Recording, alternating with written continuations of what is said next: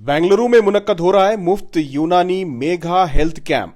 City market के करीब अल शाफी यूनानी दवाखाना में 12 अक्टूबर को बरोज इतवार सुबह 10 बजे से शाम 6 बजे तक ये कैंप कलासी पाल्यम यानी सिटी मार्केट के करीब अल शाफी यूनानी दवाखाना में मुनक्कद किया जा रहा है।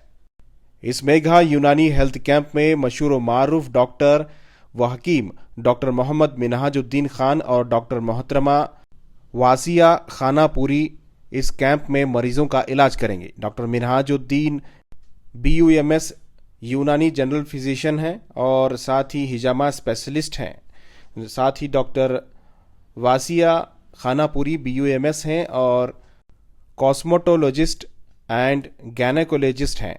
सिर्फ 100 रुपये कंसल्टेशन फीस रहेगी। साथ ही मेघा यूनानी हेल्थ कैंप में 5 मुख्तलिफ बीमारियों के लिए 15 दिन से 1 माह तक की दवाइयाँ मुफ्त दी जाएंगी। नीचे दिए गए नंबर पर आज ही अपॉइंटमेंट हासिल करें।